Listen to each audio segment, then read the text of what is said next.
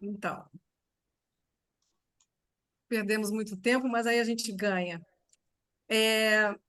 A única coisa que eu tenho que fazer é abrir os Deixa eu meus fazer uma. textos e deixar eles lá embaixo, tá? Estou voltando logo. Pronto, agora foi.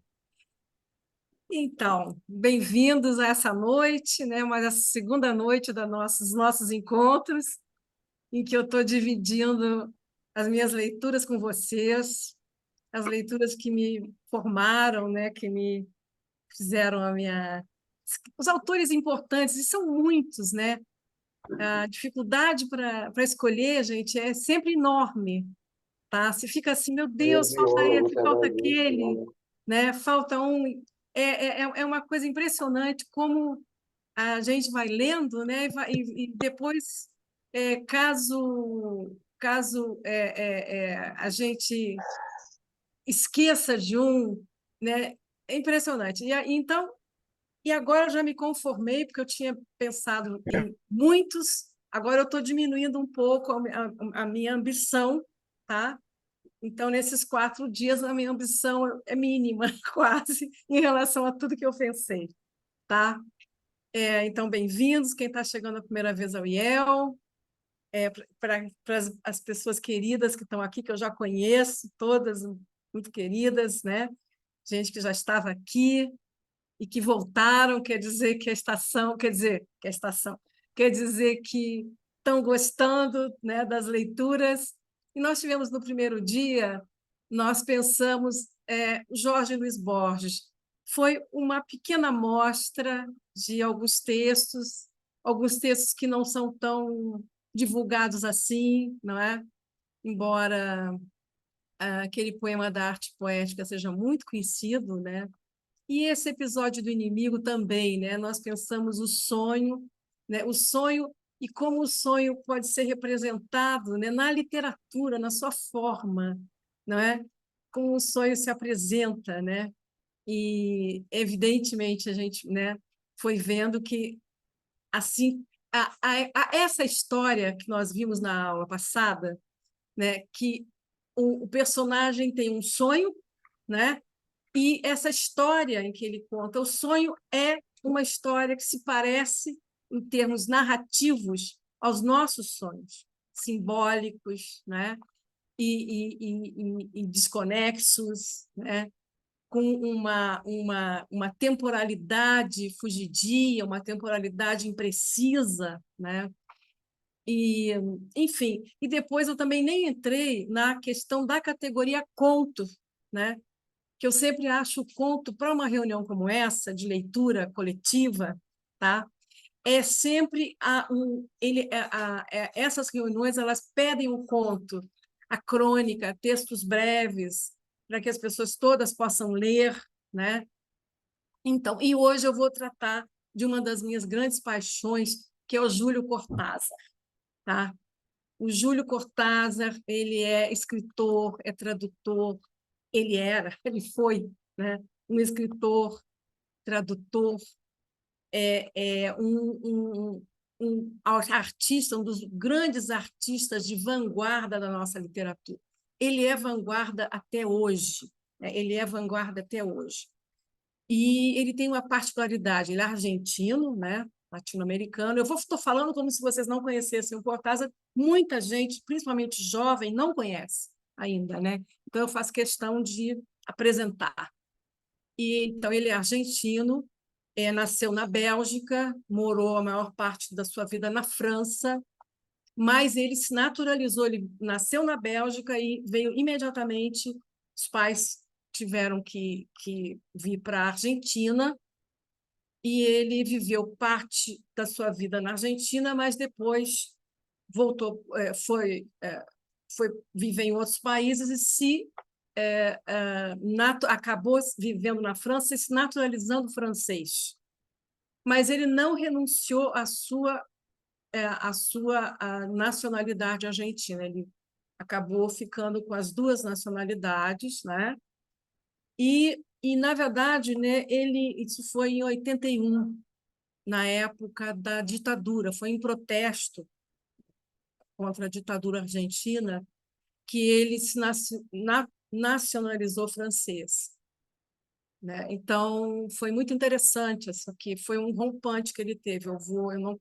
Eu quero agora viver e assumir um outro país. Esse país onde eu vivi, cresci, nasci, parte da minha vida, não me diz mais respeito, porque estávamos em plena ditadura, né? Em plena ditadura. E ele assim é um dos autores assim mais originais que eu conheço até hoje, tá? Ele é original até hoje. Tudo que se inventou em termos assim de literários, tá? Narrativas, tem a marca do Júlio Cortázar. Então, assim, a gente pode... Ele trabalhou uma nova maneira, operou com uma nova maneira a narrativa, o romance, o conto, poesia não. Ele tem um livro de poemas, mas ele até não é tão bom poeta, né? E ele viaja na fronteira, né, entre o real e o fantástico. Então, hoje nós vamos tratar é, das narrativas fantásticas. E eu, entre tantos textos que eu tenho, Cortázar, ele publicou livros maravilhosos, impagáveis. Eu tenho aqui uma edição velhíssima, acho que é a primeira edição em português do Bestiário, que foi o livro que deu a ele notoriedade, né? Foi um livro que marcou, né, digamos, a entrada dele na literatura, mas não é o primeiro exatamente, ele já tinha publicado outros livros, mas esse é um grande livro, embora pequenininho dessa forma, tá? Nós vamos ler hoje um conto de bestiário, tá? Que não é aquele conto que todo mundo conhece, que é A Casa Tomada, tá? Muitos conhecem o Cortázar, alguns dizem, eu conheço, eu li A Casa Tomada, né? É, os contos também são geniais na Casa Tomada, tá? Mas esse de hoje não será A Casa Tomada, tá? Ele tem um livro maravilhoso para todo mundo que começa a escrever histórias de cronópios e de famas. Esse é um livro incrível, tá? Que eu recomendo, né? Principalmente para aquelas pessoas que estão começando a escrever, tá? Que querem se aventurar e que não querem se repetir, não querem repetir fórmulas já usadas. Tá? Cortázar sempre tem um modo de escrever original. Outro livro maravilhoso, As Armas Secretas, é um livro de contos fantástico, fantástico em todos os sentidos, na qualidade, e aqui até ele trabalha menos a literatura fantástica, tá? Ou a literatura do absurdo, depois eu vou falar. Então, aqui são contos, aqui é um romance, Os Prêmios, que é muito bom, O Exame Final, tá? É um outro livro, é um outro romance, e um romance que ficou assim realmente muito conhecido, tudo do Cortázar sempre é O Jogo da Amarelinha, é um livrão, tá? Que todos já ouviram falar, alguns leram uns pedaços, outros leram inteiro, porque é um livro que são muitos capítulos, quase tantos capítulos quantas páginas ele tem, tá? Para vocês terem noção, o Jogo da Amarelinha, tá? Ele tem 639 páginas e são inúmeros capítulos. E você pode, e é um jogo, são 155 capítulos, você pode começar o livro pelo capítulo que você quiser. É um romance, mas você é que organiza a entrada e a saída do livro. Então, é publicado nos anos 70, início de 80, tá? Ele foi assim realmente a grande novidade da época, E eu acho que os autores brasileiros, os autores latino-americanos, os autores franceses, ingleses beberam muito, os de vanguarda beberam muito na literatura do Cortázar. Hoje nós vamos ler, então, um conto que eu gosto muito. Só trago coisa que eu gosto muito. Se vocês não gostarem, problema de vocês, tá? Que é Carta a uma Senhorita em Paris. Imaginem que vocês precisam ir morar numa casa, vocês moram numa casa assim no campo, e vocês têm seus hábitos, e vocês precisam, em algum momento, morar na casa de outra pessoa. O personagem é o que acontece com esse personagem. Se eu tivesse assim que resumir, né, eu diria assim, é a história de um homem, não tem, também não, esse também não tem, você não sabe nem o nome do personagem principal, tá? Ele precisa morar na casa de uma amiga que foi para Paris passar uma temporada e ele vai passar essa temporada na casa dela. E ele tem hábitos que são hábitos um pouco estranhos, tá? Eu vou adiantar, só para não fazer, só para que a surpresa não fique apenas no texto. Ele, periodicamente, uma vez por mês, ele sente uma coceirinha assim na garganta e ele é obrigado a vomitar um coelhinho. Ele sente aquela coceirinha, coça aqui, aí ele pega delicadamente, né, puxa pelas orelhinhas, né, aquele coelhinho e como ele tem assim capim em casa, ele cria aquele coelhinho, dá para uma vizinha, não é? E fica tudo bem, ele está tudo certo. São hábitos, né? Todo mundo tem seus hábitos, né? Isso é um hábito um pouco estranho para nós, né? Um pouco estranho. Então, é esse homem que vai ter que morar na casa de uma amiga que tem hábitos diferentes do dele, numa casa muito organizada. Então, é essa aventura, dessa moradia, essa estada dele na casa da amiga que nós vamos ler. É um conto que a gente chama, digamos assim, a gente diria assim, é uma trama, uma narrativa epistolar, porque ele é um conto-carta. É uma carta que ele escreve para a amiga, falando desse momento em que ele está vivendo na casa dela. Então, eu vou colocar o texto aí, tá, para vocês, e vocês vão ler comigo essa carta. Deixa eu ver aqui. Eu prefiro ler no meu livro. Aqui, aqui.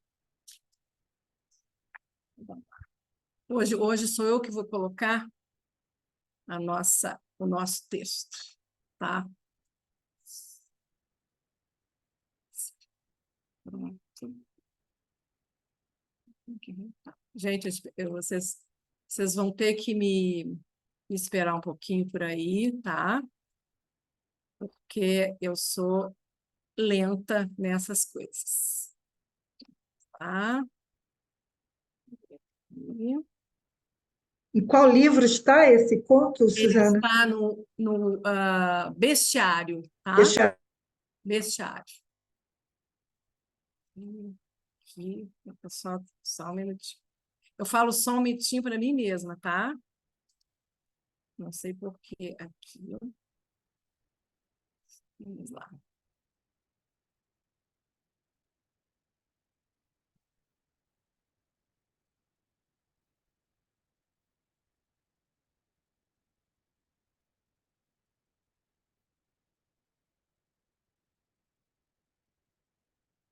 Estão vendo?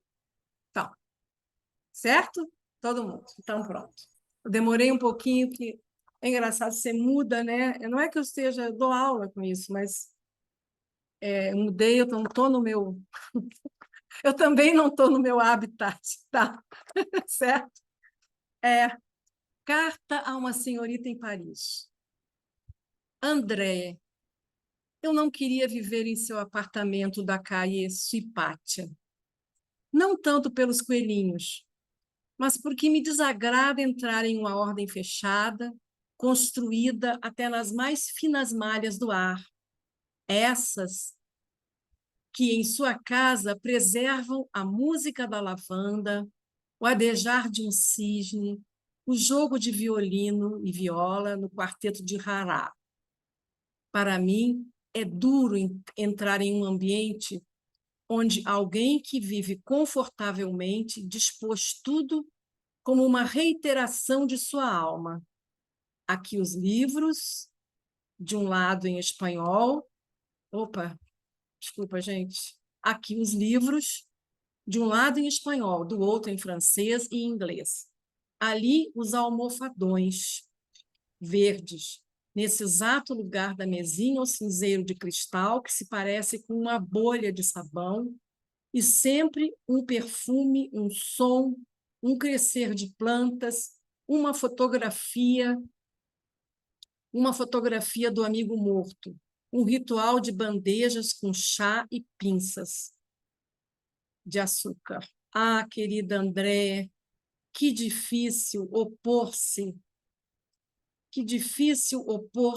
embora aceitando-a com inteira submissão do próprio ser, a minuciosa ordem que uma mulher instaura em sua agradável residência, como é condenável pegar uma tacinha de metal e pô-la no outro extremo da mesa, pô-la ali simplesmente porque alguém trouxe seus dicionários de inglês.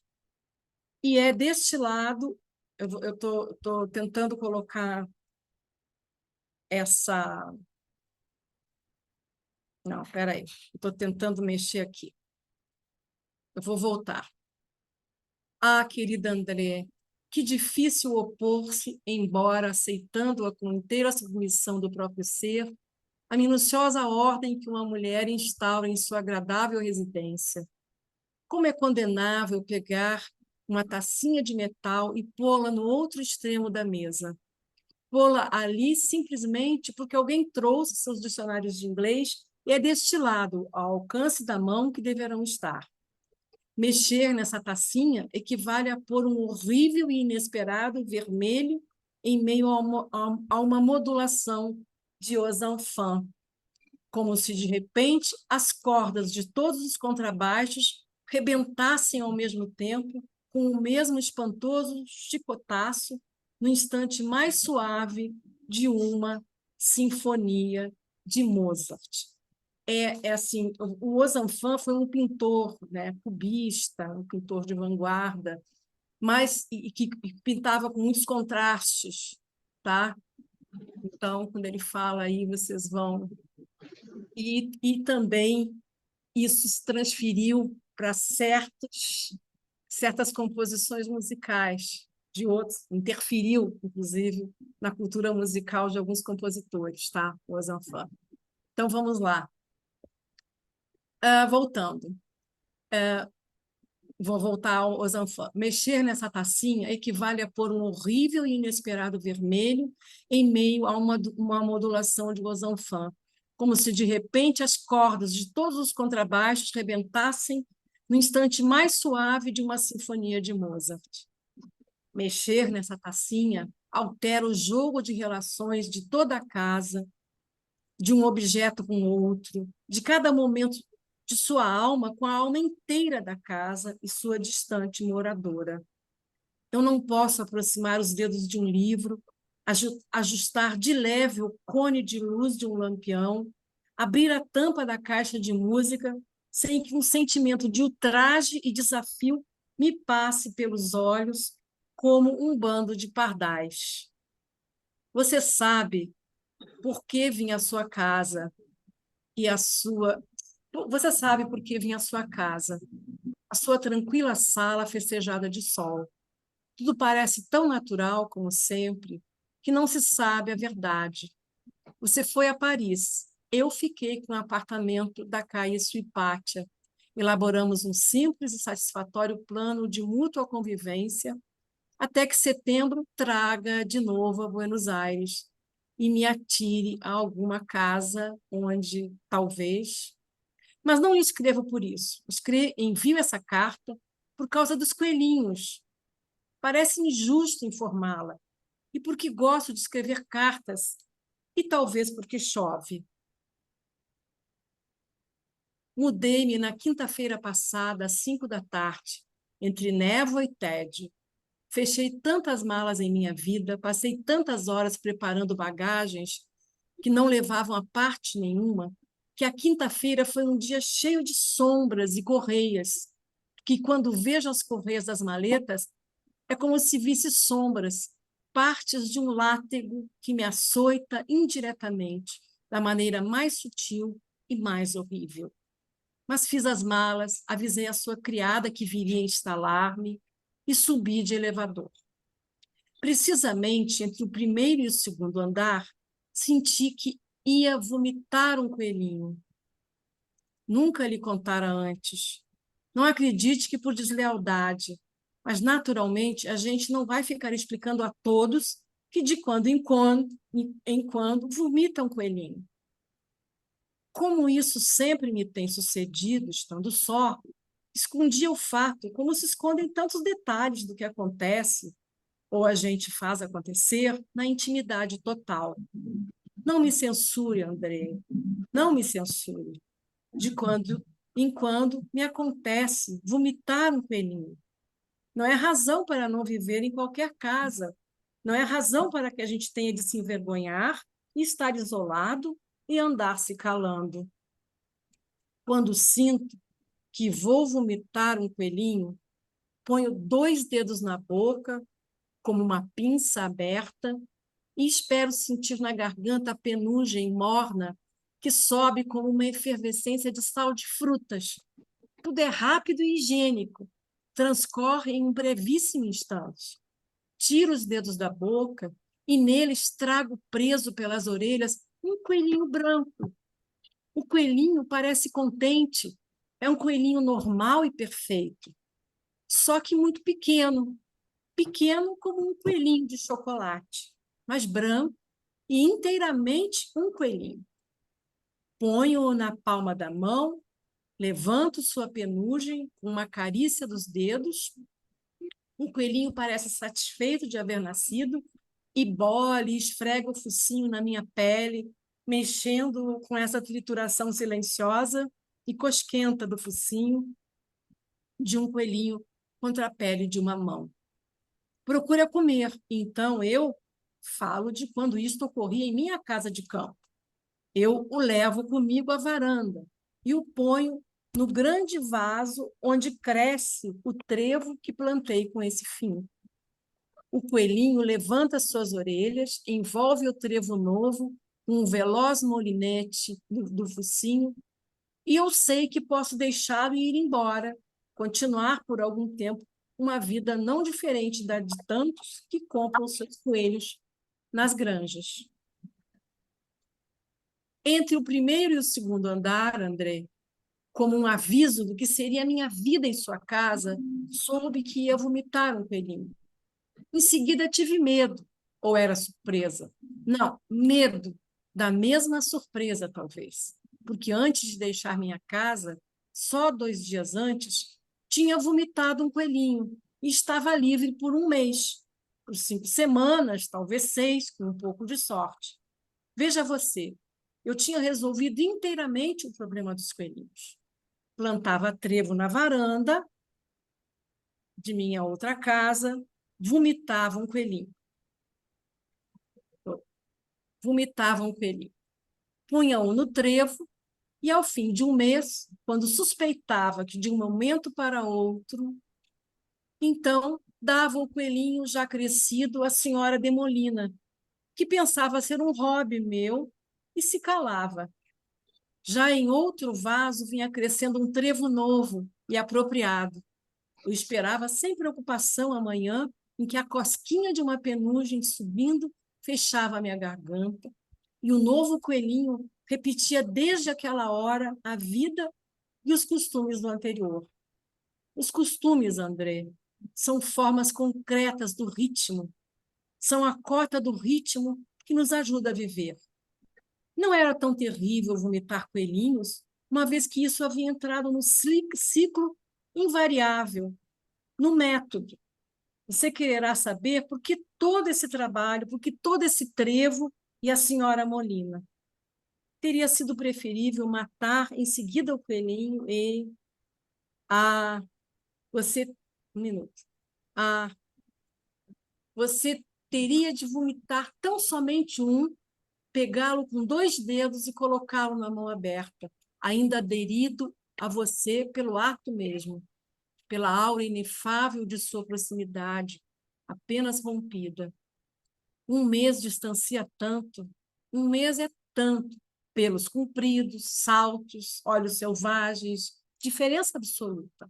André, 1 mês é um coelho, faz de verdade um coelho, mas o minuto inicial, quando a mecha morna e bulidora encobre uma presença imutável, como um poema nos primeiros minutos, peraí, como um poema nos primeiros minutos, o fruto de uma noite de idumeia, tão da gente que a gente mesmo, depois, tão não a gente, tão isolado e distante em seu raso mundo branco, tamanho mapa.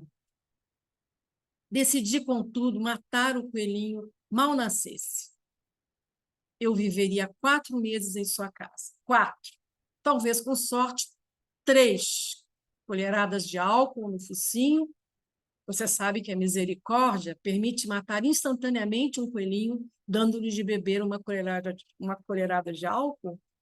Sua carne, então, sabe melhor, dizem, embora eu, 3 ou 4 colheradas de álcool, logo o banheiro ou um pacote somando-se ao lixo.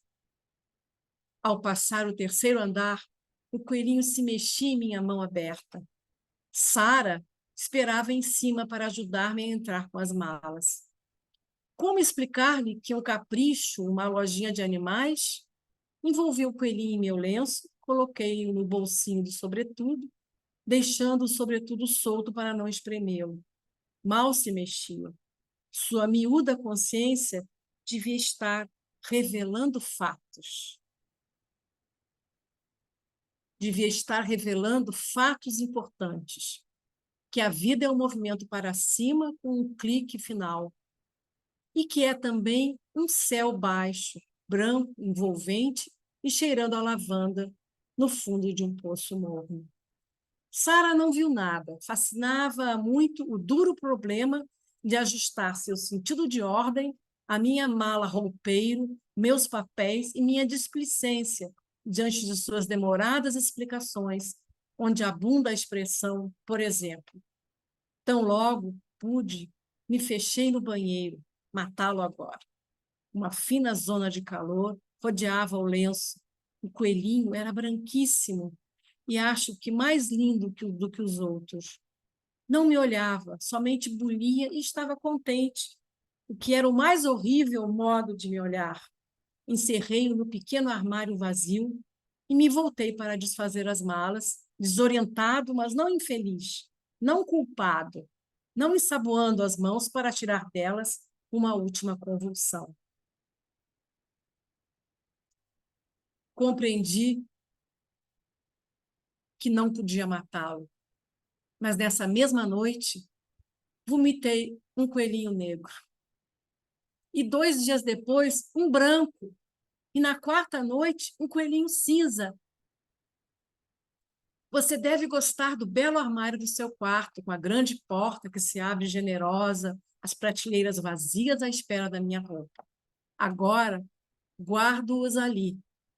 Aí está, guardo-os, é um hífen, tá? Guardo-os ali. Ali dentro. Verdade que parece impossível. Nem Sara acreditaria. Porque Sara não desconfia de nada. E não desconfia de nada por causa da minha horrível tarefa. Uma tarefa que consome meus dias e minhas noites num só golpe de gatilho e vai me queimando por dentro e endurecendo como aquela estrela do mar que você pôs sobre a banheira e que a cada banho parece encher o corpo da gente de sal e açoites de sol e grandes rumores de profundidade. De dia dormem, são 10. De dia dormem, com a porta fechada, o armário é uma noite diurna, somente para eles. Lá dormem sua noite com sossegada obediência. Levo comigo as chaves do quarto ao sair para o trabalho. Deixa eu virar aqui. Sara deve pensar que põe em dúvida sua honradez e olha-me desconfiada. Noto todas as manhãs que está para me dizer algo, mas por fim se cala e eu fico tão contente. Quando arruma o quarto das 9 às 10, faço ruído na sala, ponho um disco de Benny Carter, que toma todo o ambiente, e como Sara é também amiga de saetas e passodobles, o armário parece silencioso, e talvez esteja, porque para os pelinhos agora é noite e hora de descanso. Seu dia principia nessa hora que vem depois da janta, quando Sara leva a bandeja, um miúdo tilintar de pinças de açúcar e deseja-me boa noite. Sim, deseja. André, o mais triste é que me deseja boa noite. E fecha-se em seu quarto. Imediatamente estou só com o armário condenado, só com o meu dever e minha tristeza. Deixo-o sair, lançarem-se ágeis pela sala, cheirando vivamente o trevo que meus bolsos ocultavam e agora fazem no tapete efêmeras rendas que eles alteram, removem, consomem num instante. Comem bem, calados e corretos. Até aquele instante, nada tenho a dizer, somente os olhos do sofá com um livro inútil na mão. Eu, que queria ler todos os meus de Rodin. André, e a história argentina de Lopes, que você tem na prateleira mais baixa, e comem o trevo. São 10, quase todos brancos. Levantam a morna cabeça para as lâmpadas da sala, os 3 sóis imóveis do seu dia. Eles que amam a luz, porque sua noite não tem lua nem estrelas, nem lampiões. Olham seu triplo sol e estão contentes. Por isso, pulam pelo tapete, pelas cadeiras, 10 suaves manchas movimentam-se com uma constelação móvel de um lado para outro, embora eu quisesse vê-los quietos, vê-los a meus pés e quietos. Um pouco um sonho de todo Deus. André, o sonho jamais cumprido dos deuses. Não assim, insinuando-se atrás do retrato de Miguel de Unamuno, em torno do grande jarro verde claro, pela negra cavidade da escrivaninha, sempre menos de 10, sempre 6 ou 8, e eu me perguntando onde andarão os 2 que faltam, e se Sara se levantasse por qualquer coisa, e a presidência de Rivadavia, que eu queria ler na história de Lopes. Não sei como resisto, André. Você recorda que vim descansar em sua casa. Não é culpa minha se de quando em quando vomito um coelhinho. Se essa mudança me alterou também por dentro, não é nominalismo, não é magia, apenas que as coisas não podem mudar assim de pronto. Às vezes as coisas mudam brutalmente. E quando você esperava a bofetada direita. Eu li mal. Não é nominalismo, não é magia. Apenas que as coisas não podem mudar assim de pronto. Às vezes, as coisas mudam brutalmente, e quando você esperava a bofetada direita, assim, assim, André, ou de outro modo, mas sempre assim. Escrevo-lhe de noite. São 3 da tarde, mas escrevo-lhe na noite deles. De dia, dormem. Que alívio esse escritório coberto de gritos, ordens, máquinas, royal, vice-presidentes e mimeógrafos. Que alívio, que paz, que horror, André. Agora me chamam ao telefone, são os amigos que se inquietam com minhas noites recolhidas. É Luiz que me convida a caminhar, ou Jorge que reservou a entrada para um concerto. Quase não me atrevo a dizer-lhes que não. Invento prolongadas e ineficáveis histórias de má saúde, de traduções atrasadas, de evasão. E quando volto e subo de elevador, aquela passagem entre o primeiro e o segundo andar, renovo noite a noite, irremediavelmente, a vã esperança de que não seja verdade. Faço o que posso para que não destrocem suas coisas. Roeram um pouco os livros da prateleira mais baixa. Você os encontrará escondidos para que Sara não note. Você gostava muito do seu lampião, com o ventre de porcelana cheio de mariposas e cavaleiros antigos? O trincado mal se percebe. Trabalhei toda a noite com um cimento especial que me venderam em uma casa inglesa. Você sabe que as casas inglesas têm os melhores cimentos. E agora fico ao lado dele para que nenhum o alcance outra vez com as patas. É quase belo ver como gostam de se pôr em pé, lembrança do humano distante, talvez imitação de seu Deus deambulando e os olhando carrancudo. Além disso, você terá percebido, em sua infância, talvez, que se pode deixar um coelhinho em penitência contra a parede, de pé, as patinhas apoiadas e muito quieto, horas e horas. Às 5 da manhã, dormi um pouco estirado no sofá verde e despertando a cada corrida aveludada, a cada tilintar, coloco-os no armário e faço a limpeza. Por isso, Sara encontra tudo em ordem, embora às vezes eu tenha notado nela algum assombro contido, um ficar olhando um objeto, uma leve descoloração do tapete, e de novo o desejo de perguntar-me algo, mas eu assobiando as variações sinfônicas de Franck, de maneira que nada. Para que contar-lhe, André?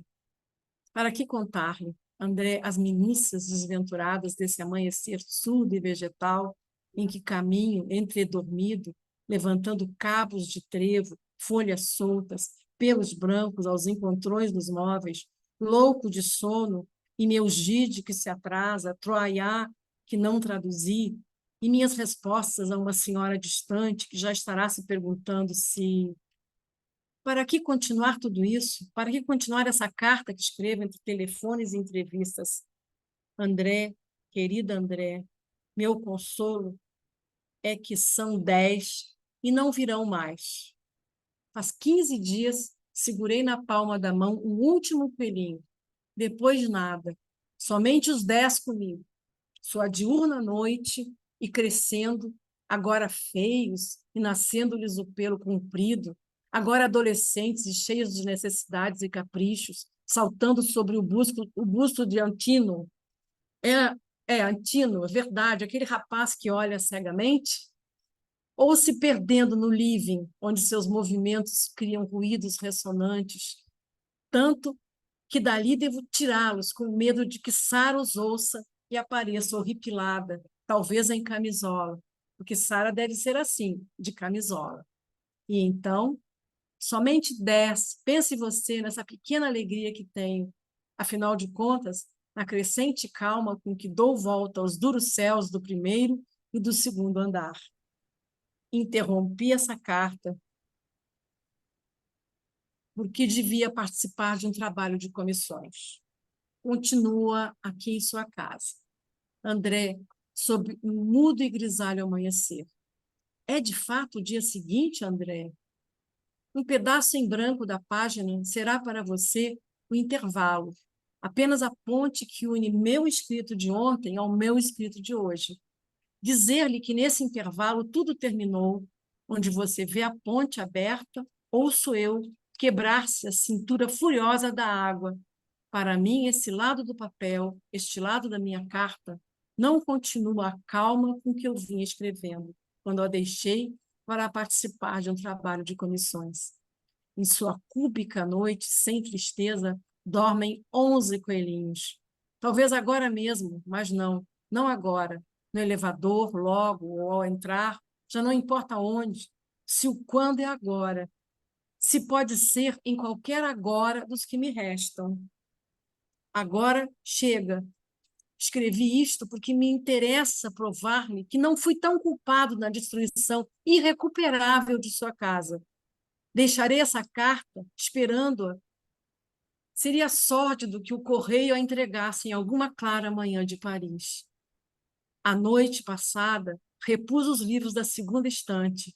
Já os alcançavam, pondo-se de pé ou saltando.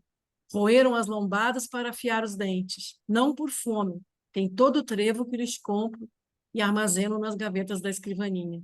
Rasgaram as cortinas, os forros das cadeiras, a moldura do autorretrato de Augusto Torres, encheram de pelos o tapete, também gritaram, estiveram dando voltas sob o lampião em círculo e como me adorando, e logo gritavam como eu não acredito que gritem os coelhos. Quis em vão tirar os pelos que estragam o tapete, arranjar a moldura da tela ruída, fechá-los de novo no armário. O dia chega, talvez Sara se levante agora. É quase estranho que Sara não me importe.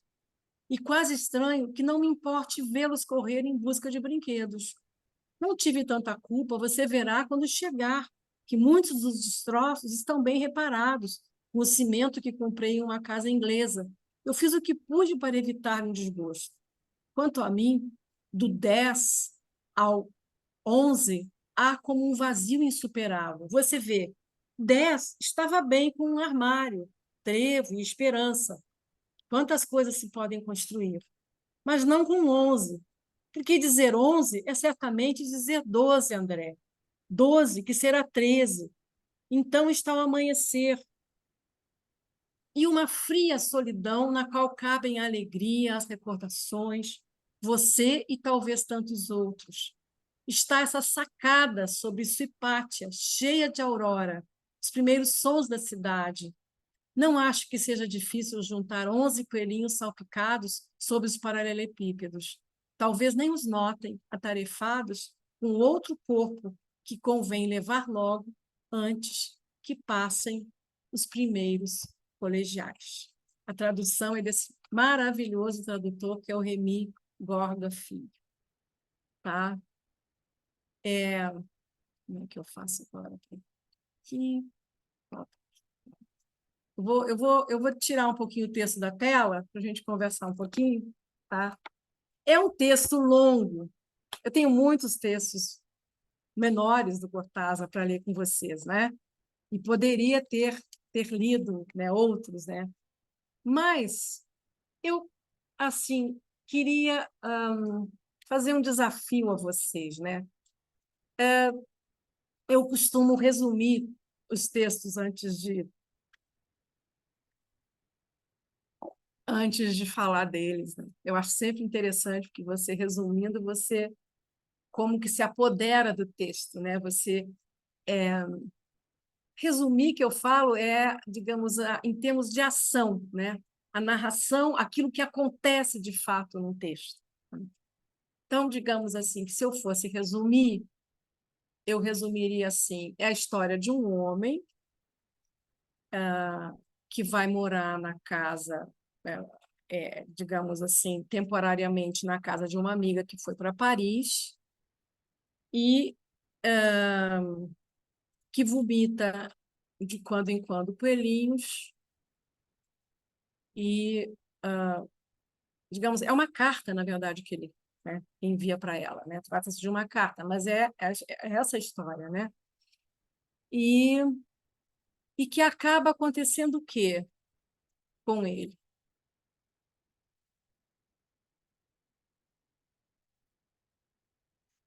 Deu para entender? Final, Eu hein? acho que eu entendi, eu acho que para mim ficou Fala, claro. Estela. Ele se joga pela janela depois de jogar os coelhinhos, né? E ele acaba se suicidando. É. É, Então, pois é, foi exatamente isso que eu pensei. Porque no final, assim, dá aquela impressão assim, ou que ele vai ficar, ou que ele vai se jogar. Mas eu entendi também que ele tinha se matado. Eu acabei de perguntar ao meu irmão, porque ele tem muitos livros, se ele tem. Eu tinha o bestiário, mas eu não sei onde é que está. Falei, te vira, procura aí na sua casa e traz para mim. então, né? Você veja só, você tem uma história, né? Que é uma história, no mínimo, estranha. Uns diriam fantástica, talvez corretamente, quase com certeza corretamente, né? E porque Na verdade, né, assim, é uma coisa inusitada. Eu não conheço ninguém. Conheço pessoas que vomitam, mas que vomitam coelhos, né? Aqui, a Karina perguntando se os coelhos são metáforas das crises de ansiedade. Isso aí isso vai anotando aí, vão anotando o que estão dizendo, tá? Mas o que acontece, né? Você tem aqui, primeiro, uma carta em que ele conta o que aconteceu e, ao mesmo tempo, o que está acontecendo, né? Aconteceu, mas está acontecendo.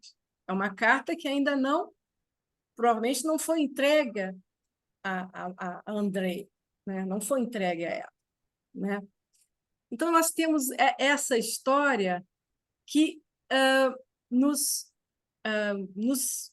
a gente começa a ler e, inicialmente, nós estranhamos. Ora, ninguém vomita coelho. Mas você tem uma realidade, são duas realidades aqui que a gente tem que levar em conta nesse texto. Primeiro, a casa da André, na sua ordem, né? Na sua ordem organizada, não é? É lindo quando ele descreve. Depois a gente vai voltar para o texto, tá? Quando ele descreve aquela casa toda arrumada, né? E temos uma segunda ordem, né? Que é a desse homem que vomita coelhos de tanto em tanto tempo. Ele falava que era mensalmente, mas ele acaba, talvez com a crise de ansiedade, né? Como a Karina falou, vomitando mais coelhos do que o que ele estava combinado, né? Agora, a grande questão nossa, né, é como é que esses elementos, né, eles convivem, né? Então, é a entrada de alguém que tem uma realidade X, a qual ele está acostumado.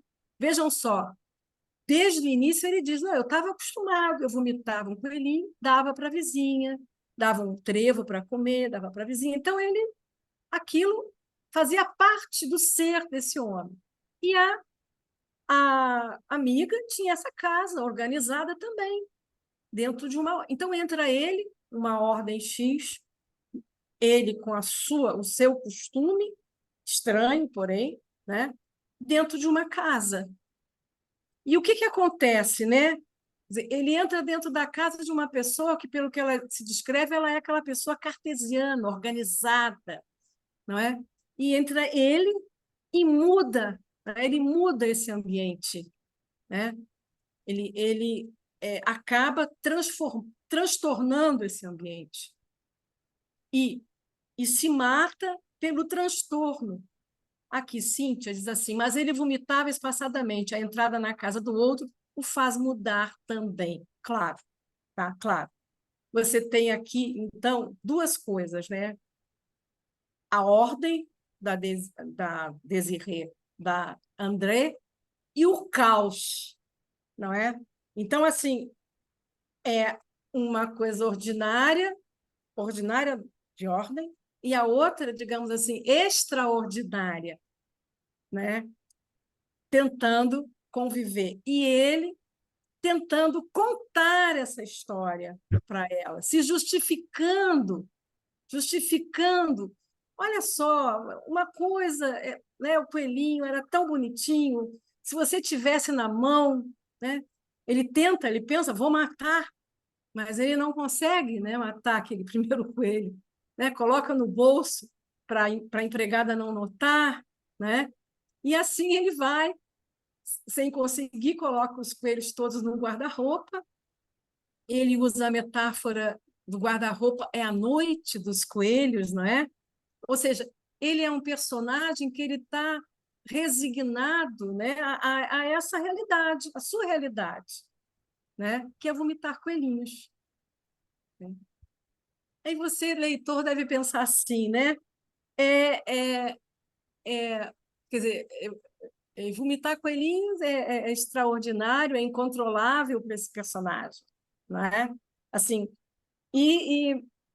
mas ao mesmo tempo, para o leitor, né, é uma coisa que faz parte da ordem do improvável, do impossível, né? Então, o que mais a gente pode dizer? Vejam só, eu poderia contar naturalmente a história de um homem que vomita coelhinhos e vai para a casa de uma amiga. E esses coelhinhos acabam se multiplicando e destruindo a casa. Estaria certo também, não é? Eles se multiplicam, destroem a casa. Agora, isso dentro da nossa ordem, da nossa forma de pensar, né? Isso é plenamente compreensível? É? É? Num primeiro momento, não. Não, é Hã? só no universo da ficção mesmo, né, que isso é possível. Sim, aí você entra. O que eu quero dizer é o seguinte: aí você entra diretamente na ordem daquilo que a gente chama de narrativa fantástica.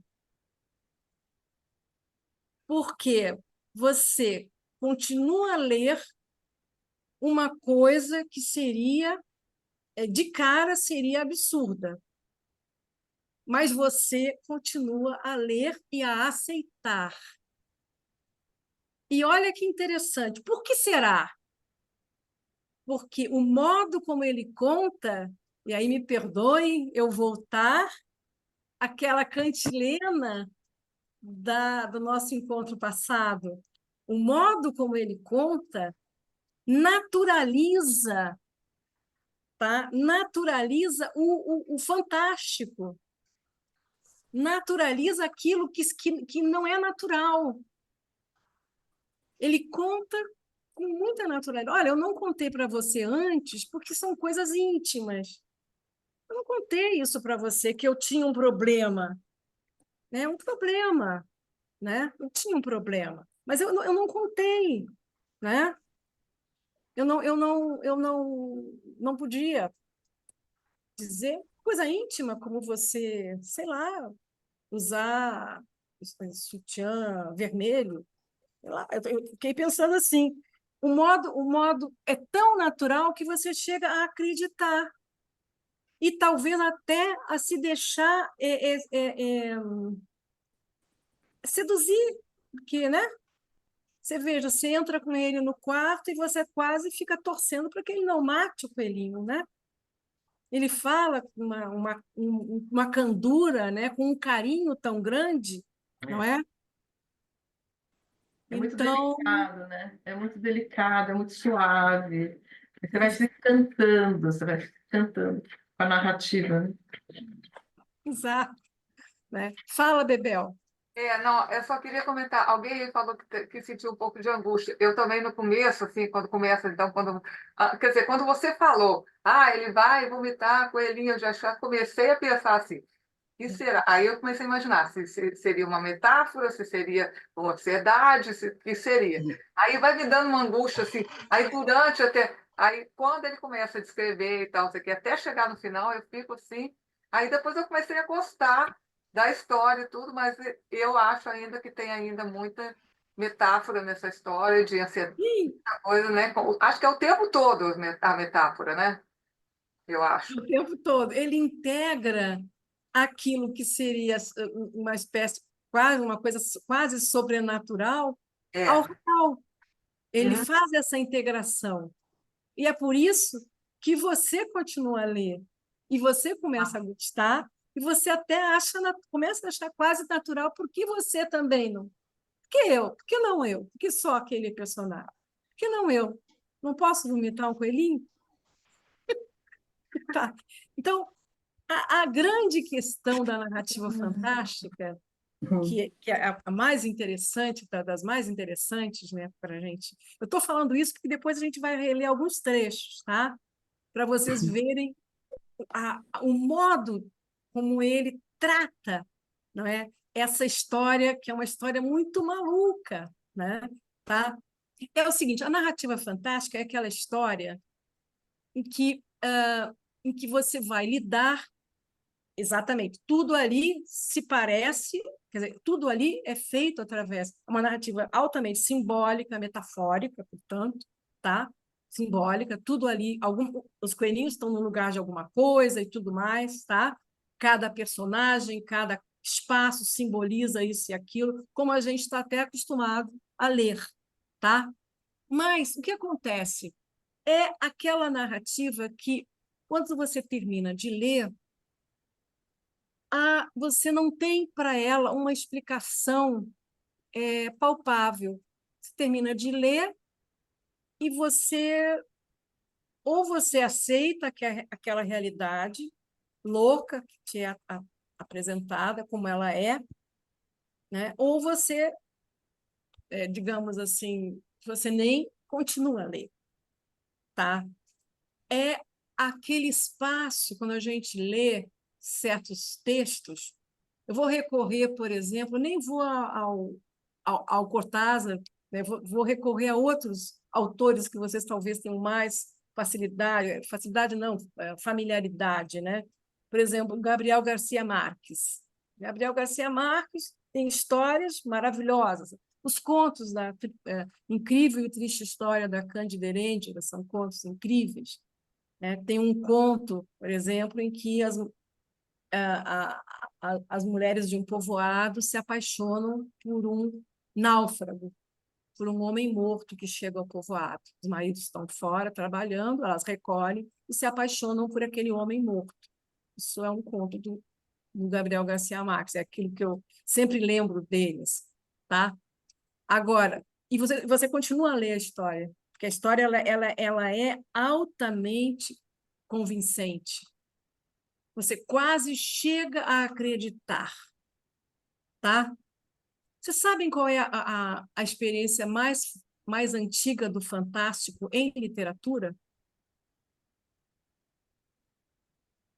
Mais antiga, e vocês tiveram essa experiência, têm essa experiência, antes de se falar em gênero fantástico? É a As Bíblia. fábulas. As fábulas. As Fábulas, As fábulas, contos. É. tá? São as histórias, essas histórias exemplares, né? As fábulas são histórias exemplares, são histórias, né? Moralizantes, moralizadoras, né? E tal. Os contos de Agora, fada, talvez? os contos de fadas, esses Contos de contos, fada. vejam só, qual é a diferença entre os textos fantásticos e os textos, os textos e os contos de fadas? A gente até chama os contos de fadas de contos maravilhosos, tá? Por quê? Nos contos maravilhosos das fadas, né, a saída dele, as transformações dos personagens nos contos, elas são feitas, né, através da magia. É uma varinha de condão e se transforma a abóbora na carruagem, tá? São os contos maravilhosos. É a magia, é pelo sobrenatural que você sai. A explicação ela é sobrenatural. Qual é a explicação para este conto que vocês acabaram de ler? É um homem que se desorganiza, né? Ele entra num ambiente organizado com a sua desorganização e ele vê essa desorganização crescer e tomar conta e arrasar aquele mundo, né? E ele saiu. Não é sobrenatural a saída, ela é natural. Ele se atira da janela, ele se atira. Vocês entenderam? Tá? Então, os contos de fadas eles têm essa explicação, que é uma explicação sobrenatural. A explicação aqui, ou nos próprios textos do Garcia Marques, ou em outros autores, Juan Rulfo também tem, e tantos no Brasil, né, você tem Murilo Rubião, J.J. Veiga, Lígia Fagundes Telles trabalha também com esse gênero. As explicações são sempre naturais, não são sobrenaturais. Ele apenas cria metáforas incríveis, não é? E e você tem que lidar e monta uma narrativa crível, crível. Por incrível que pareça, a narrativa é crível, Incrível. tá? Certo? Quer falar, Ivone? Diga, querida. Sim, oi, boa noite a todas. Muito feliz de estar aqui com vocês sempre, sempre. São encontros maravilhosos. Professora Suzana, dá para notar a desorganização dele crescente, numa ordem bem crescente, pela diminuição da frequência, né, dos coelhinhos, que era mensalmente e passam a ser constantes, e alteração das cores. No dia seguinte vem coelhinho preto e depois um outro Cinza. e depois cinza. Essa alteração das cores, gente, tornou-se tumulto aí e eu já imaginei com essa narrativa crescente do pânico dele que o final seria trágico, né? Mas é trágico apenas para os coelhinhos. Eu não pensei que fosse para ele também. É um negócio incrível, porque assim, veja só, vomitar é ruim para qualquer pessoa, é ruim para ele, né? Mas assim, para o personagem acaba também sendo uma coisa agradável e até o objeto, o resultado do vômito, né? Ele se torna assim um objeto do afeto dele, né? O coelhinho. Tanto que ele não se anima a matar, ele não vai matar o coelhinho. E nem nós deixaríamos que ele matasse, certo? Se ele matasse o coelhinho, aí atenção, uma coisa incrível do conto. Se ele matasse o coelhinho, acabava a história, acabava o drama, as narrativas são feitas de dramas, certo? Acabaria a história que você está contando. Aí ele não ia se matar. Sim, ele não pode É. matar, porque a grande coisa é essa carta que ele escreve antes de se matar, antes de jogar, não é? Se justificando, tentando dar, de alguma forma, justificando o que aconteceu com ele, e o que acontecia, por que ele não contou, né? E como é que ele arrumava as pecinhas, né, que iam quebrando, ele pegava um cimento e ia, né? Falando, né? Até que ele não consegue mais, porque... E E ele... ainda Dag, você quer falar? Diga.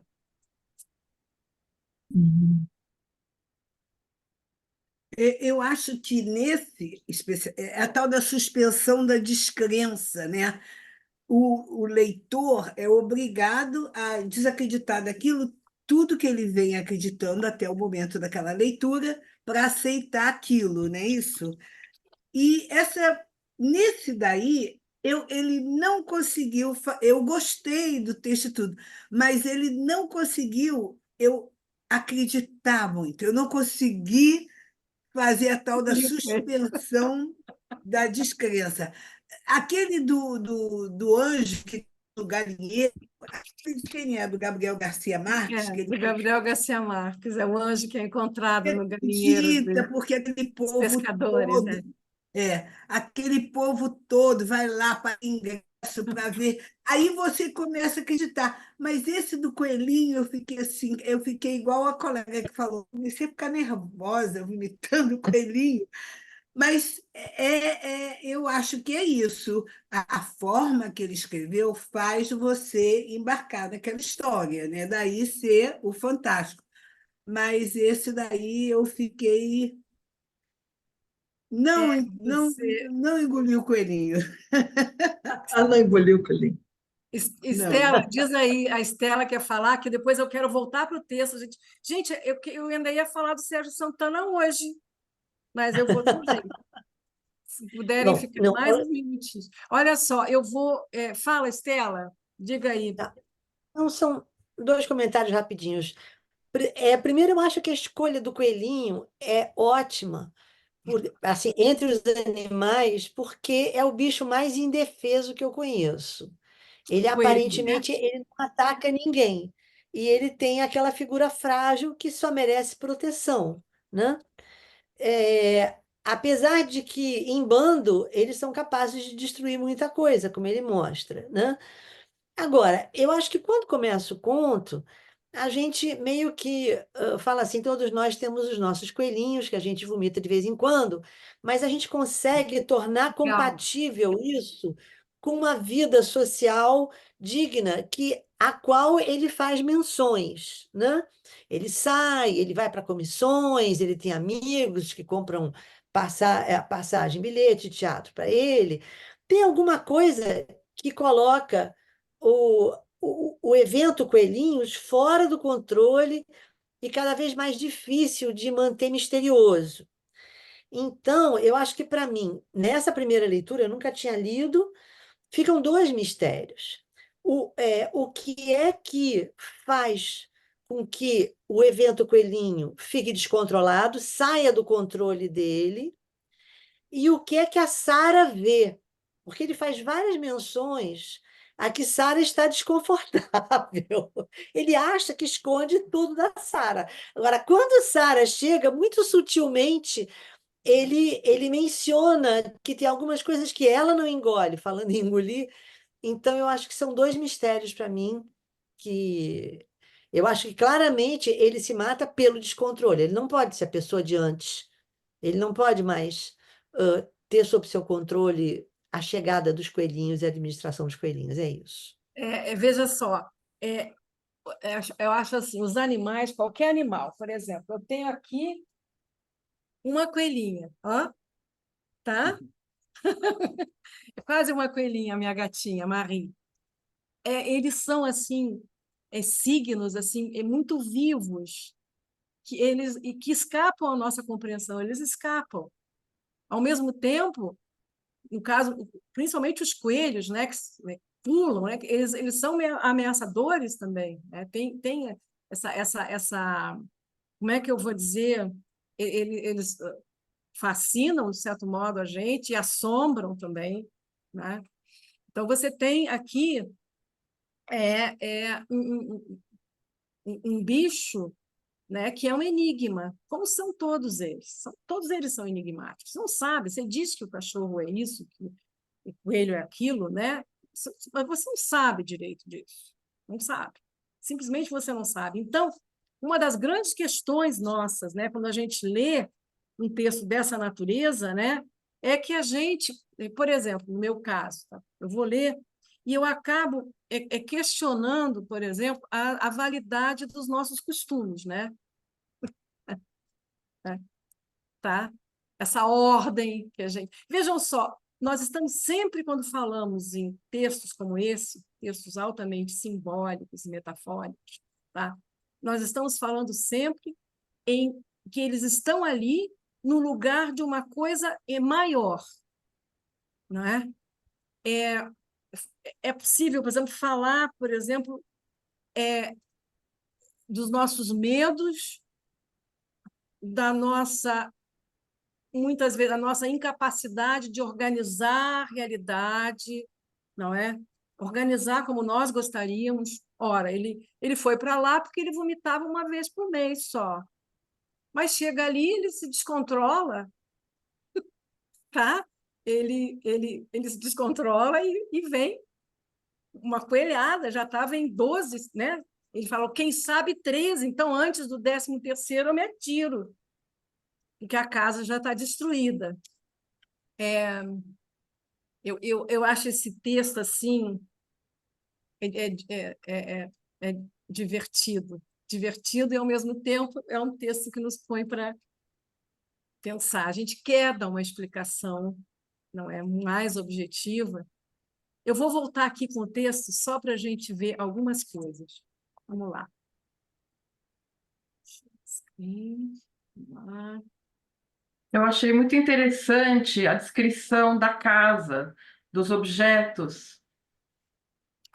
Pois esse é um. Deixa eu voltar com ele aqui. Primeiros parágrafos, né? Vamos lá. Eu vou ler o primeiro e o segundo parágrafo de novo, Gente, aquilo que eu disse no encontro passado é muito real, tá? Quando a gente lê a primeira vez, a gente não leu nada. Tá? Uma das coisas que eu acho lindas na linguagem do Cortázar é a economia com a qual ele relata, né, os fatos, ele descreve as coisas e deixa para você intuir, né, alguns elementos. Então, André, eu não queria viver em seu apartamento da Calle Suipate, não tanto pelos coelhinhos, mas porque me desagrada entrar em uma ordem fechada, construída até nas mais finas malhas do ar, essas que em sua casa preservam a música da lavanda, o adejar, olha que poesia também, eu gosto, a, a alta voltagem poética do texto, para descrever a casa organizada, esse mundo onde ele está entrando com seus 12 coelhinhos. Tá? Então, não tanto pelos coelhinhos, mas porque me desagrada entrar em uma ordem fechada, construída até nas mais finas malhas do ar. Essas que em sua casa preservam a música da lavanda, o adejar de um cisne, o jogo de violino e viola no quarteto de Rará. Para mim, é duro entrar em um ambiente onde alguém que vive confortavelmente dispôs tudo como uma reiteração de sua alma. Aqui os livros, de um lado em espanhol, de outro em francês e inglês. Ali os almofadões verdes, neste exato lugar da mesinha, o cinzeiro de cristal, que se parece com uma bolha de sabão. E sempre um perfume, um som, um crescer de plantas, uma fotografia do amigo morto, um ritual de bandejas com chá e pinças de açúcar. Ah, querida Andréia, que difícil é opor-se, deixa eu andar um pouquinho mais. Ah, querida André, que difícil opor-se, embora aceitando-a com inteira submissão do próprio ser, a minuciosa ordem que uma mulher instaura em sua agradável residência. Como é condenável pegar uma tacinha de metal e pô-la no outro extremo da mesa, pô-la ali simplesmente porque alguém trouxe seus dicionários de inglês e é deste lado, ao alcance da mão, que deverão estar. Mexer nessa tacinha equivale a pôr um horrível e inesperado vermelho em meio a uma modulação de Osanfan, como se de repente as cordas de todos os contrabaixos rebentassem ao mesmo tempo e com o mesmo espantoso chicotaço no instante mais suave de uma sinfonia de Mozart. Mexer nessa tacinha altera o jogo de relações de toda a casa, de um objeto com outro, de cada momento de sua alma com a alma inteira da casa e sua distante moradora. Eu não posso aproximar os dedos de um livro, ajustar de leve o cone de luz de um lampião, abrir a tampa da caixa de música sem que um sentimento de ultraje e desafio me passe pelos olhos como um bando de pardais. Então, nesse primeiro momento, ele descreve para nós a ordem, né? Aquela, né? Aquela coisa assim imaculada da casa, né? Aquela ordem. E ele entra agora com a sua desordem. Qual é a função dessa descrição inicial? É para você tomar muito, o leitor tomar muito bem conta de em que lugar esses coelhinhos nascerão. É um lugar que não é dele, que é emprestado, tá? Certo?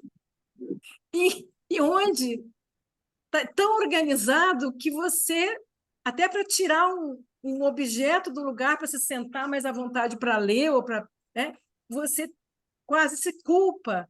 Imagina esse lugar com aquilo que vem depois. Então, enquanto ele descreve a organização, para você ter noção da desorganização que rapidamente vai tomar conta da narrativa. Certo? Esse é o jogo dele. Vamos lá. Você sabe, vou mais uns 2 parágrafos. Você sabe por que vem à sua casa, a sua tranquila sala festejada de sol. Tudo parece tão natural como sempre que não se sabe a verdade. Você foi a Paris, eu fiquei com o apartamento da Caia Suipátia. Elaboramos um simples e satisfatório plano de mútua conveniência até que setembro traga de novo a Buenos Aires e me atire a alguma casa onde talvez, aí ele já começa, onde talvez, mas não lhe escrevo por isso, envio essa carta por causa dos coelhinhos. Parece-me justo informá-lo. E porque gosto de escrever cartas, e talvez porque chove.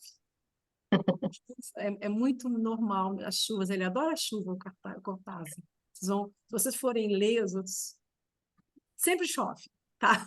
Sempre está chovendo. Mudei-me na quinta-feira passada, às 5 da tarde, entre névoa e tédio.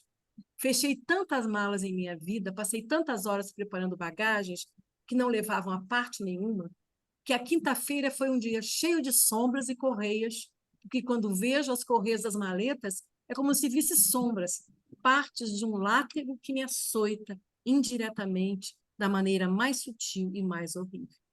Mas fiz as malas, avisei sua criada que viria instalar-me, está sempre sem o hífen, né? Instalar-me, e subi de elevador.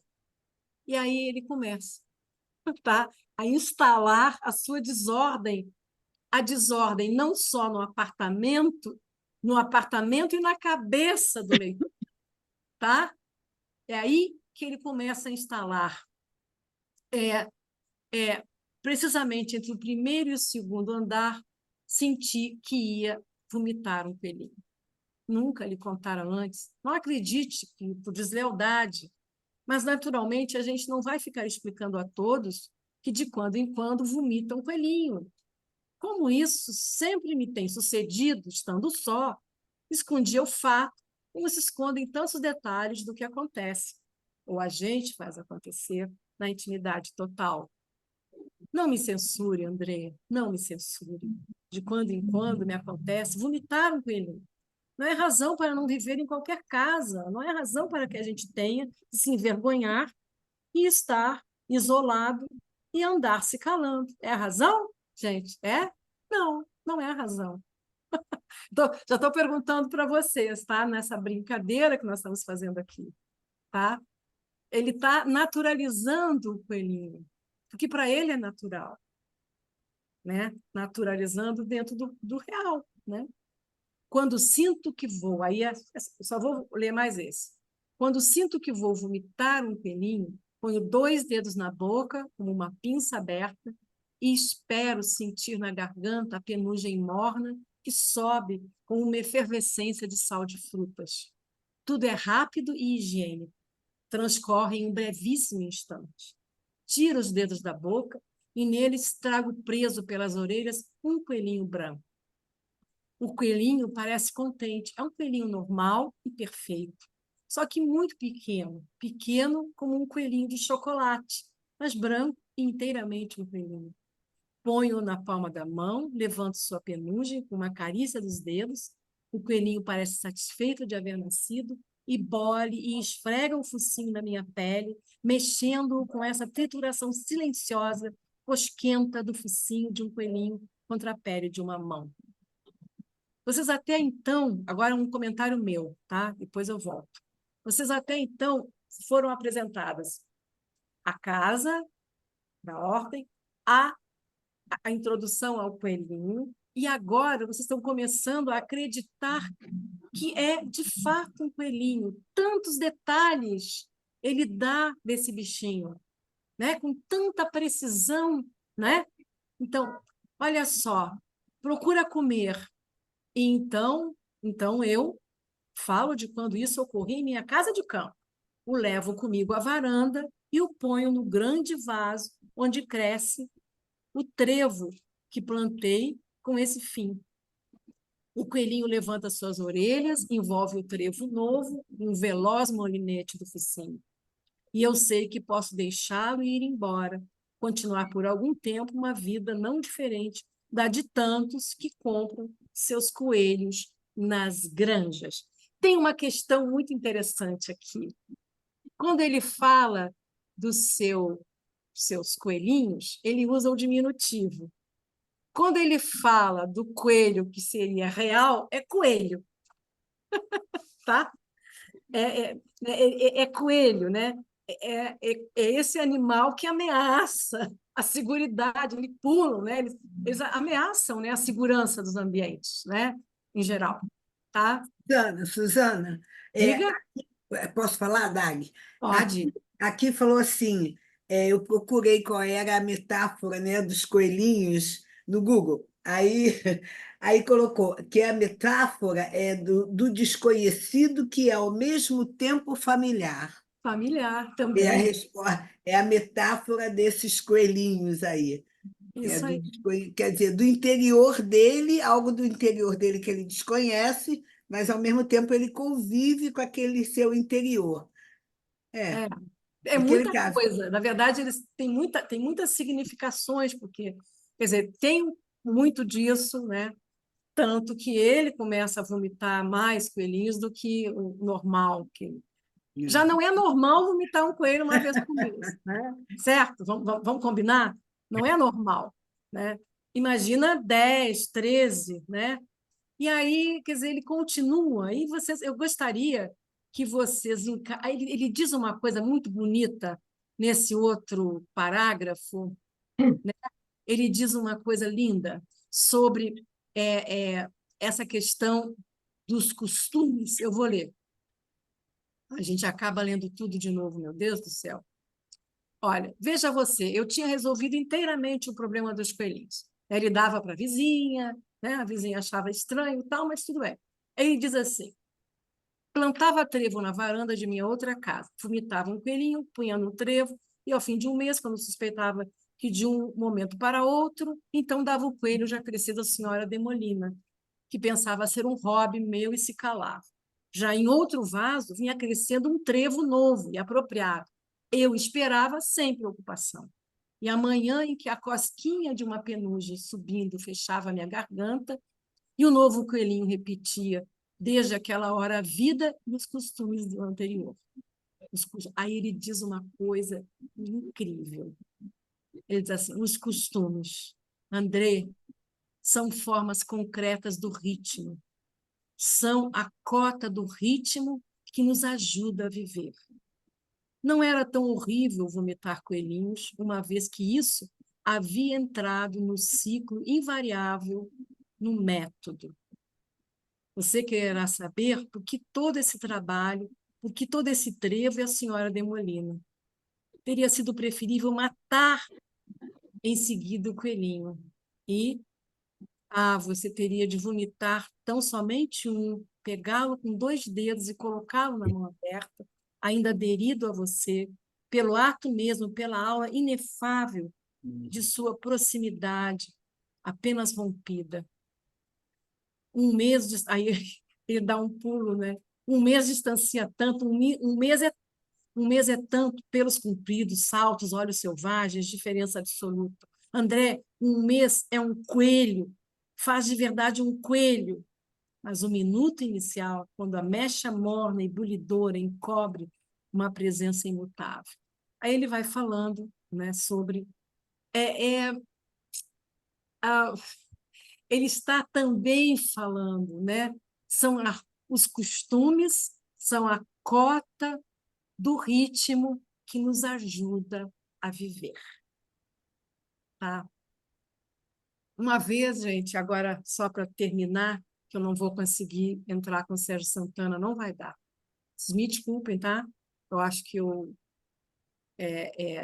é? Eu acho que eu iludi vocês que o Sérgio hoje estaria, mas não vou conseguir, tá? Porque todo mundo tem que jantar, e, né, antes que vocês comecem a assumir, então eu prefiro terminar em grande estilo, né, nosso encontro, tá? É, é uma coisa assim interessante, né, sobre essa questão, então, de você se acostumar, né? E, o que seria isso, né? Você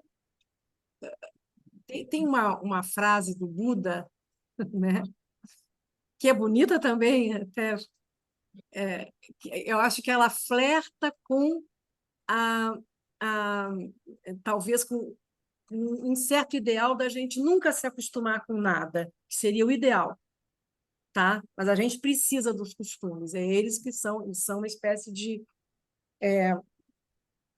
esqueleto, né? Aquele que mantém a pessoa em pé, né? Você saber que quando chegar vai ter uma cama para dormir ou não, né? Muitas vezes pode não ter, né? Então, tem essa questão. O cotidiano, ele é feito, ele é sempre muito mal falado, né? Você levanta, escova o dente, vai para, né? Vai para o trabalho, almoça, depois volta. Isso aí, digamos assim, é o cotidiano, né? Agora, você tem um certo controle sobre isso, né? Uma coisa é isso, outra é você, a cada dia, se deparar ou ter que fazer uma coisa diferente. Você não dormir, você dormir ao meio-dia, você dormir à tarde. Tem uma questão aí. E você se acostuma absolutamente com tudo. Senão, vocês não estariam até agora comigo, ouvindo, conversando comigo sobre uma história de um homem que engole coelhinhos, certo? Olha, não, Muito vomita. obrigada, gente, tá? Muito obrigada, tá? Se tiverem alguma dúvida, escrevam, mandem para mim. Eu estou recebendo, às vezes eu não consigo responder no ato, na hora, tá? Mas se quiserem também se manifestar, né? Eu acabei não lendo o chat, que me envolvi aqui com, com esse texto. Era quase impossível trabalhar em menos de 1 hora e meia. E mesmo assim, quanta coisa vocês devem estar querendo falar, É né? comentar, né? Com muita pena de não estarmos numa sala de aula. Eu sou uma mulher de sala de aula. Ah, é a frase do Buda, Zé Carlos. Tá, querido. Então, deixa eu contar. Eu comecei. Não, o Buda diz o seguinte: ele diz que a melhor maneira de você perder uma coisa é você se acostumar com ela. Eu acho isso tão legal, é tão bacana, serve para tanta coisa, né? Tá? Então, quando eu penso sempre nos costumes, né, eu fico pensando nisso, que a vida é movimento, você não pode se acostumar com ela, senão você sofre muito. A cada mudança, né, você sofre, né? Claro que tem mudanças e mudanças, né, gente? Olha só o Rio Grande do Sul, né? Agora vamos para a realidade, que aquilo é uma coisa fantástica, né? Fantástica. Infelizmente está acontecendo, é natural. É natural, é natural. A água está tomando conta daquilo que o ser humano se apropriou, está invadindo um lugar que era dela, né? Enfim, é isso que nos resta. Queridas, meus amigos, Qual tão bom ver seria, todos aqui. Hã? qual seria o melhor meio da gente mandar algum comentário por e-mail? Porque a Manda gente. para a Camila manda tudo para mim, tá? Tá, Como é que tá manda bom. para Quem Camila? quiser. Pro e-mail Porque do eu não, assim, as IEL. pessoas, assim, tem pessoas que estão comentando aqui, né? O Pois é. marcador de interlocução, André, é muito bem empregado, porque retoma o curso de um conto longo e faz parte do gênero carta que está nessa narrativa. Fico imaginando meus alunos do ensino médio conhecendo essa história. Quem é que falou ali? Quem foi que eu não estou conseguindo ver? Tia Jorge. A Cíntia. Então, Cíntia, né? Ali, ó, pensei muito a Graziella, em algo que ele fazia e tinha que manter em segredo. E esses delitos se avolumaram tanto que chegou a um fim drástico. Não vou conseguir ler tudo, tá, gente? Que pena, tá? Até a próxima terça, tá? Estou esperando vocês aqui com 2 autores brasileiros agora. Vamos rumar para o Brasil. Ah, E depois poesia no último dia, poesia e mais alguma prosa poética e tal que vai entrar com autores nacionais e estrangeiros. Tá? Ah, que bom. Certo? Boa noite, pessoal. Beijo. Boa Obrigada. noite, boa noite. Foi Boa ótimo. noite. Obrigada, Obrigada. Suzana. Boa noite, Tchau. Suzana. Boa noite. Fantástico. Suzana, eu tirei uma foto e mandei pelo WhatsApp. Ah, manda, vamos ficar de lembrança. Eu nem fotografei porque eu fico E na tão. vez passada eu fotografei. Quem está aqui quer fotografar agora? Eu Ah, vou legal. printar a Eu tenho tela. que ir. Eu vou ter que ir. Não, Beijo, um beijo, segundo. beijo. Ok, agorinha. Essa galeria, Agora. né? 3, 2, 1. Foi. Maravilha. Obrigada. Valeu, Tchau, obrigada. gente. Gente, Até Tchau, boa terça. noite. Beijo. beijo para todos. Boa E noite. leiam o conto que vocês vão curtir mais ainda.